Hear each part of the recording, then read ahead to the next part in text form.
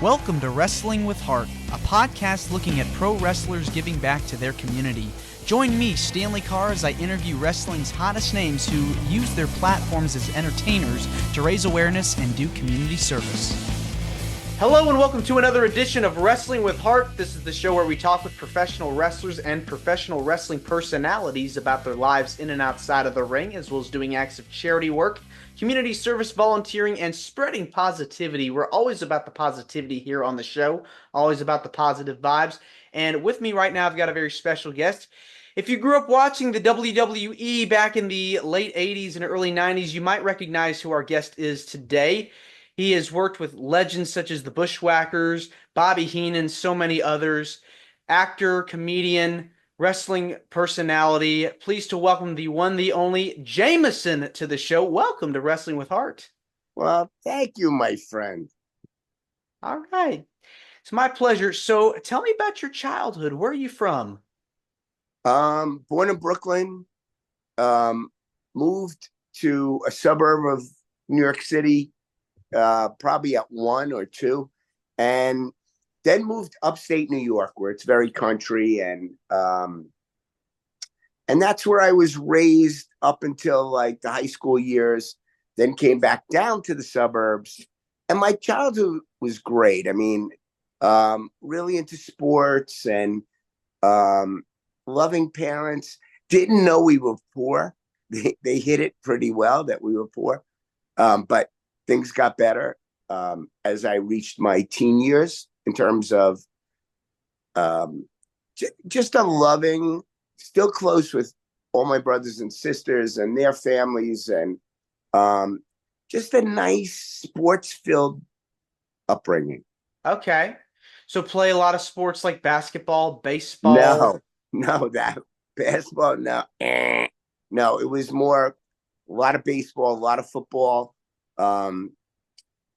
Hockey later on, but watching, it was always football was the sport. Okay.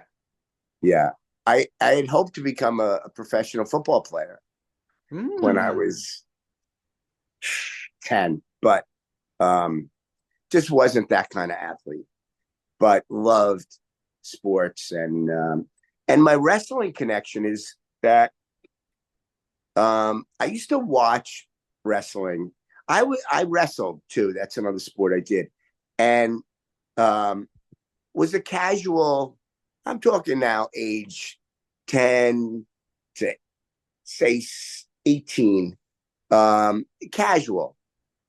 Always loved the guys who did real wrestling moves like that you would see in the Olympics, and Mil Mascaras was my hero. I don't know if your listeners know who that is, but he was the guy. Mil Mascaras.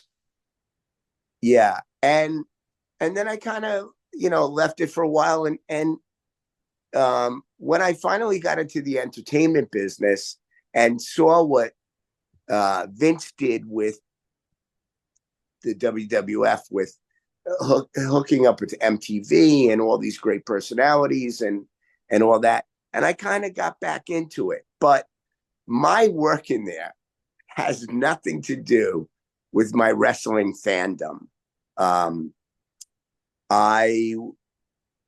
After 10 years on Wall Street, was miserable, got into comedy, stand-up comedy, and was doing a lot of improv shows. And Vince saw me in an improv show.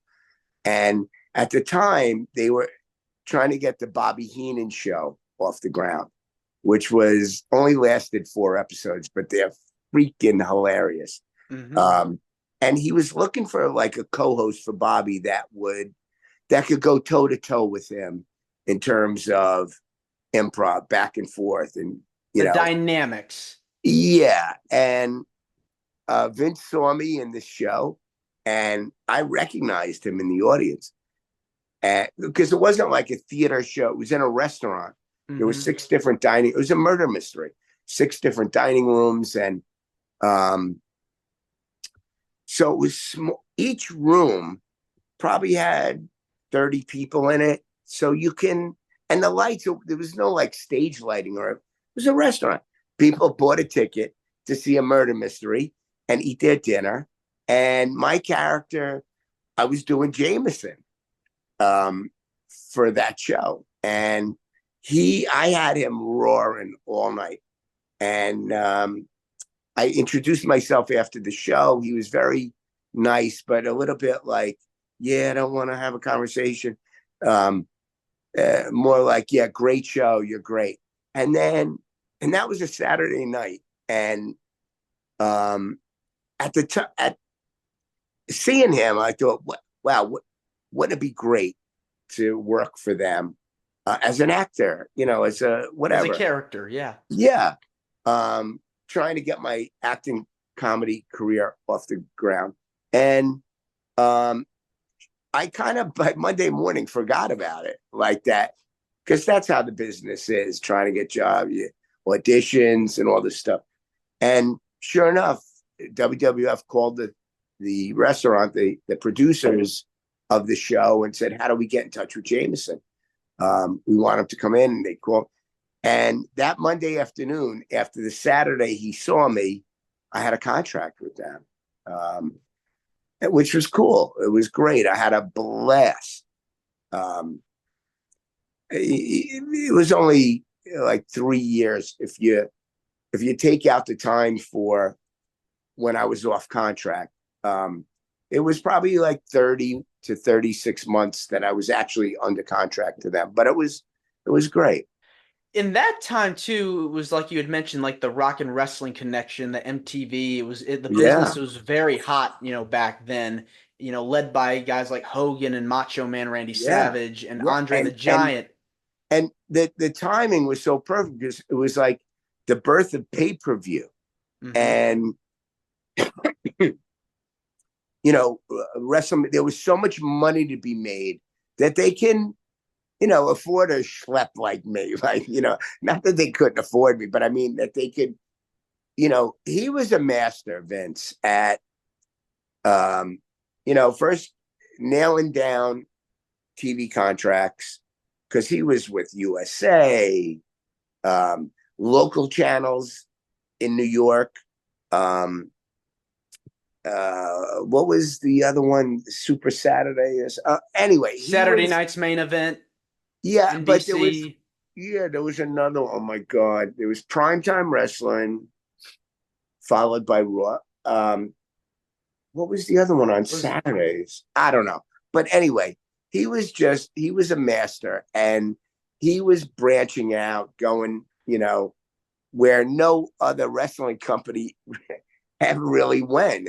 What he uncovered, and just a buildup, and I never appreciated. To me, at the time, it was just an acting gig. It was another acting gig. I went in, tried to do what they were looking for me to do, and never really grasped how far-reaching, worldwide even, professional wrestling is. And it's mainstream. I was gone 20 years before it was brought to my attention through Facebook and all the social media and the internet. Through the internet, there was a long period of time where nobody knew who the actor was that played Jameson, and there was like a search going on. And people would call me up, and I would be like, yeah, I don't want to entertain. Again, I'm still in the 20th century. I'm still social media. And I did not, I don't understand. I had no idea until people reached out. And one of the guys was Joe Bruin. I don't know if you know that name, who runs the New England Professional Wrestling Hall of Fame. He saw me on the internet doing a comedy show, and called where I work. At the time, I was running a nightclub, and said, "Are you really Jameson? We want to put you in our Hall of Fame." And then I get a call from a sports writer from upstate New York? Are you really Jameson? And I was like, wow, 20 years later, and people really, they want my autograph. They want to know. I couldn't believe it. And I've since, for the last 10 years, really recognized and have come to admire and love wrestling fans. There's nothing like them. They're just so devoted. And yeah, it's given me, it's given me like a second life in that. Well, the cool thing about professional wrestling is that if you were in the business or have been in the business for so many years and there's like that one character that you played, fans will forever remember Crazy. that character. Crazy. People quote, I'll go do a signing somewhere, and I don't do many. I don't think I've averaged one a year, maybe one a year. But people come up and they say the lines that I did on the Bobby Heenan show or prime time. I remember when you did, and like I don't even remember all that stuff. But I love that people remind me of what what I meant to those telecasts. Humbling. Wrestling fans humble me. And, the legacy that you've continued to leave behind, resonates with so many people as we're talking here. You also got to work with the Bushwhackers as well. What was it Yeah. like working with them? I felt bad for them when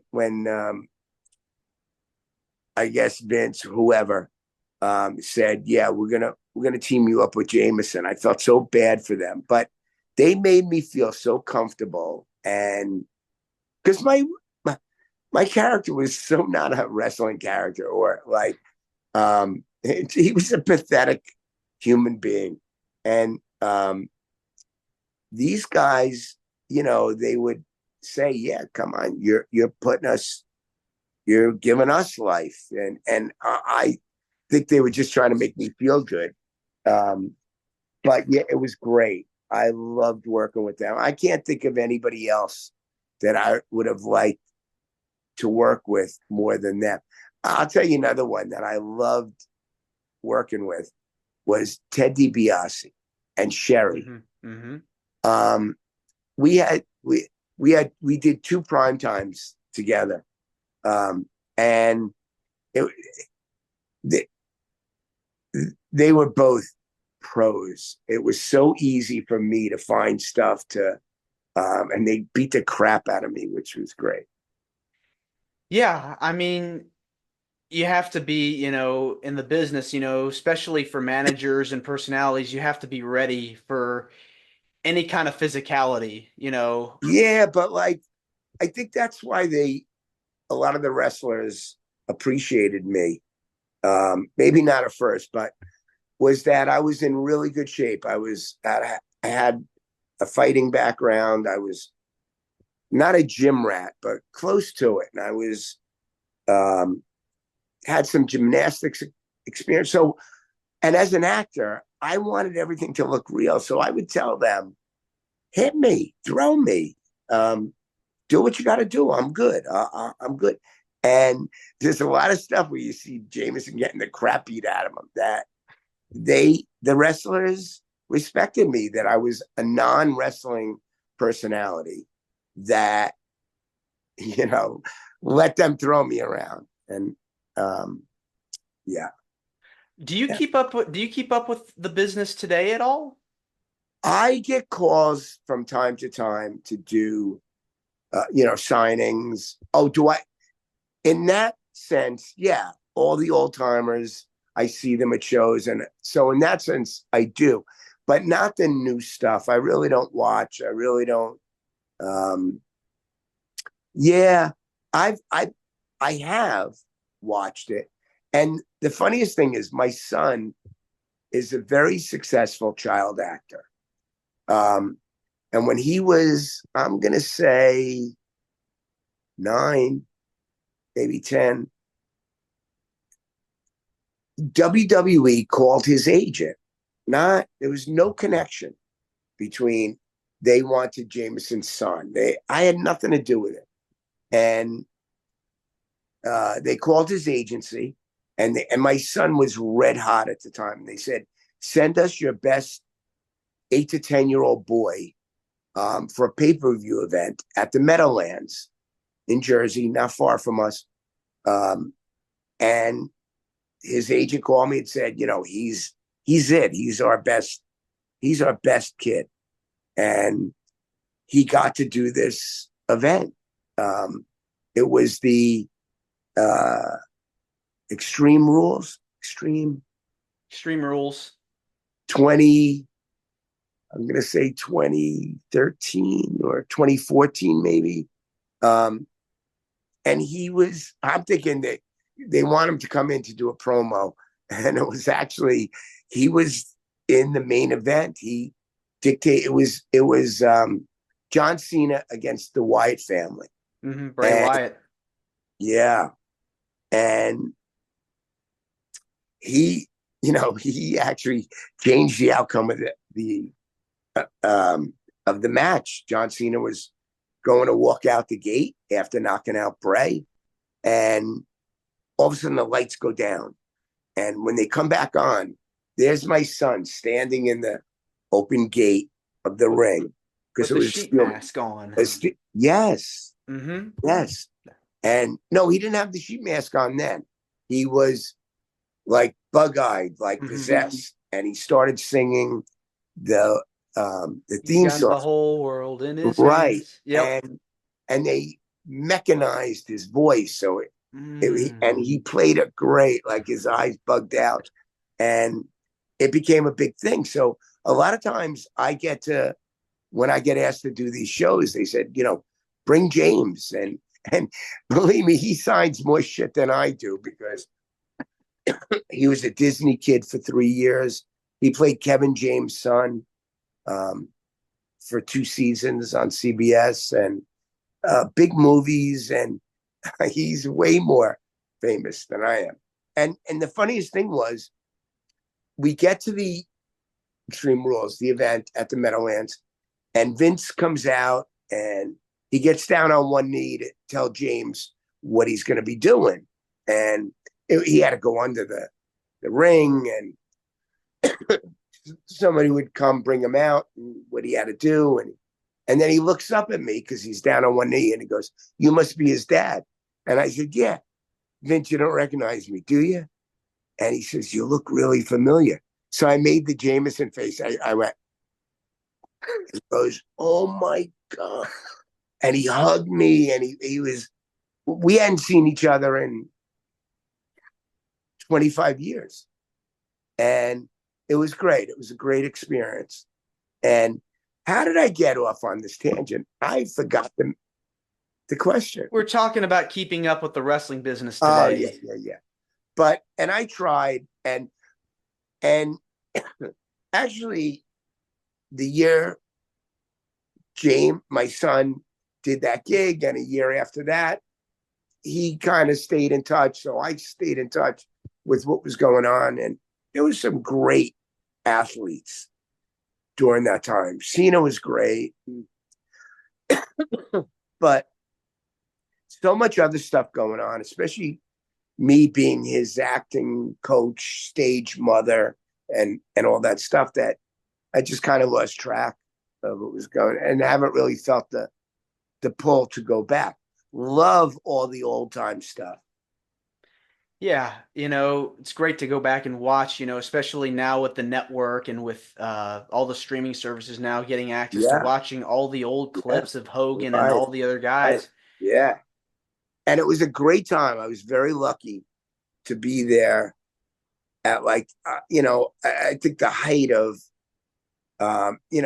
everybody had a great gimmick. There's not a lot of gimmicks now, like the way they were so defined in their Hacksaw, Jim Duggan, Sergeant Slaughter. For me, it was much easier to watch when you had these real defined.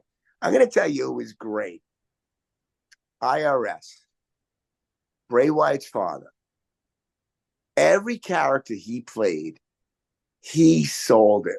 He was IRS when I was there. Erwin Our Schuster. shyster, Yeah, yes. yeah. Schuster. Yeah, Shyster, right. These guys, and I'll tell you another one that was so good. Mr. Perfect. He was great in interviews. They had a lot of problems. And I know this because I was there at the studio so many times, but a lot of the talk was that they needed guys that were good on camera, on the mic when they weren't wrestling. And those are two of the best right there. And Ted was great. I love Ted. And I love Sherry. I mean, we stayed. She was the one person when I left there, 93, that I stayed in touch with, that she'd send me a Christmas card every year that we would. Yeah, what a great lady, and funny and talented and really pretty when she was in street clothes. Anyway, go ahead. Next question. Yeah, we've lost so many Oh my talented people. God. We're talking about them. Sherry, Bray Wyatt, And Bray Bush. and my son had a thing together, and they were trying to put them together for a signing, like, 10 years later or whatever it was. Yeah, we've been really unlucky when it comes to death. Mhm. I was supposed to do a signing with Macho Man's brother, Lanny. Genius. Yeah, because we had a thing at the Royal Rumble, Mhm. and it was going to be that weekend, and he died in the middle of the week before that signing, and the yeah, I mean, and Butch Mhm. was at WrestleMania when he passed, and first time in this country in over 20 years, and they were going to fly him all around to do these signings, and one of them was going to be reuniting with Jameson, and so excited to do that. And again, I'm bad luck. It's just horrible, when you hear these stories and read about these tragedies Jeez. because you've been friends and have shared the road and gone down up and down from city to city, Yeah, town to town with these guys and girls. It's hard, you know. it really is. And Bray was especially tough. That might have been the worst one. Hmm. Bobby, of course, passing was sad, but it's different. Bray was in the prime of his life. Um, yeah, that was a hard one. Yes. Well, let's switch gears now and talk about some of the stuff you've done outside of the business. I know you've been involved with a lot of charity work, done a lot of community service stuff over the years. What kind of things that you can share with me that you've done outside of wrestling, that you've helped with in your community? Well, I got involved with Meals on Wheels, which is a great thing, and to the point where I actually went to work for them. And my daughter, who's 25, about to be 26, now has a big job there. I got her an internship there when I was working there, and they loved her and they hired her, and now she's in a big position. Um, but I've spent a lot of time doing things. The biggest thing is that James, my son, um, when he was in, this is a great story. When he was in, I'm going to say second grade, we kept going back and forth to California because he was on this Disney show. And he would always miss, because he was working, his grade school talent show. And when he was in second grade, he said, "Dad, I'm doing the talent show this year. I don't care what you say. I don't care. I'm doing it this year." He never got to do it. So I said, "Well, what are you going to do?" He says, "I'm going to sing that John Legend song." I said, "James, please don't sing. Let Daddy write you some stand up. Go do." He says, okay, I'll do that. So I wrote him like a 5-minute thing, and he memorized it. It was, and at that age, I think he was 8. He was 8. Um, he went out and killed. And basically the 5 minutes was him ripping his mother and father to shit. And it was, and I'm sitting, I'm watching him, and I'm saying, wow, this kid could get on a New York City stage and do this routine. And because of the age thing and everything, he couldn't work in a place that served alcohol. So, unless it was a fundraiser. So, that's what we did. I went on Facebook and said, hey, and I have a ton of Facebook friends that are professional stand-ups, because I did stand-up. And I said, anybody have a gig where my 8-year-old could get up and do 5 minutes? And this guy, God bless him, Gotham Comedy Club, which is a big club in New York, he did fundraisers every week for animal rescue. And he said, yeah, bring him down. His very first show, he crushed it. And he did a comedy show a month. And it got us. Now, we were already animal lovers. We had 4 rescues at the time that this all came to pass. But I realized that James could make, every shelter he goes and does a show for, making a couple grand, which is huge to them. So yeah. we always made ourselves available.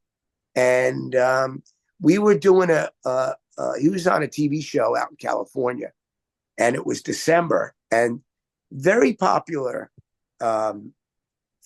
event out in California is their Christmas parade, which goes up, the street with the all the stars, what the hell is, what am I thinking of? The Walk of Fame. Yes, that's Hollywood Walk of Fame. Right. So there were a bunch of groups in town for the parade, and this veterans group for wounded, it wasn't Wounded Warriors, but something very similar. They had all their families there. A lot of them were in wheelchairs, but they had their kids there and everything. And at the time, James was really popular on a Disney show. And they were staying at the same hotel we were staying while we were shooting. And some of the kids recognized him, and they actually came to me and said, can he march in the parade tomorrow with us? And he was so happy to do it. And he signed a ton of pictures, took so many pictures with people. It was so help. And he's now got this thing in him where, yeah, Dad, I don't need any money. Let's just go do it. Let's go. He's a good kid. And we love doing that. So, and I still do volunteer work for Meals on Wheels. I still, even though I don't work there anymore, still connected there heavily, especially because of my daughter. But yeah, it's just a feel-good thing. I'm so busy right now, though. I got to get over to Meals on Wheels at some point. Yeah, I mean, the stage dad is very busy. He's got a lot of irons in the fire. Yeah, and ever since my son turned 18, he's 19 now, I went back to act, which I took a break for like 15 years because he was booking much bigger jobs than I could book. And so I've recently gotten back into it and done a few commercials since then, a film. So I'm busy with that. And he's on his own now. He booked a film. I went down one day. He's an adult. He's 19 years old. He doesn't need a stage dad anymore. So. Yeah. Well, what is it about giving back to the community that gives you the most joy? I think knowing that I may be there someday needing this kind of help is probably, the strongest incentive for me to go out and spend a day doing whatever, gardening, cooking. Yeah, because, maybe I'm going to need that at some point. I'm getting close to that age. Yeah. Everybody needs as much help as possible. So the more we can do for others, Sure. they Of course. can hopefully do the same for us. Yeah. And thankfully, my two kids have that same inspiration and do plenty. Believe me, they do plenty. Yeah. Well, this has been wonderful getting the chance to speak with you. I just want to say thank you for coming onto the show. It means a lot to me and to my listeners and viewers that are watching this on Yeah. YouTube. Where can people find more about you on social media or if they want to get in touch? I'm only on Facebook, but they could certainly send friend requests. It's John Jameson Digiacomo. Just put in DIG. I mean, they'll find it. They don't need to know how to spell Digiacomo. Yeah. I just learned how to spell Digiacomo. Okay. Well, thanks again, and you're more than welcome to come back. Oh, anytime. Give me a call, brother. This was fun. Absolutely. For real. Have a wonderful day. You too, bud. Take care. This is Wrestling with Heart. I hope you found this podcast to be informative and entertaining. If you did, please hit the subscribe button and look out for the next edition.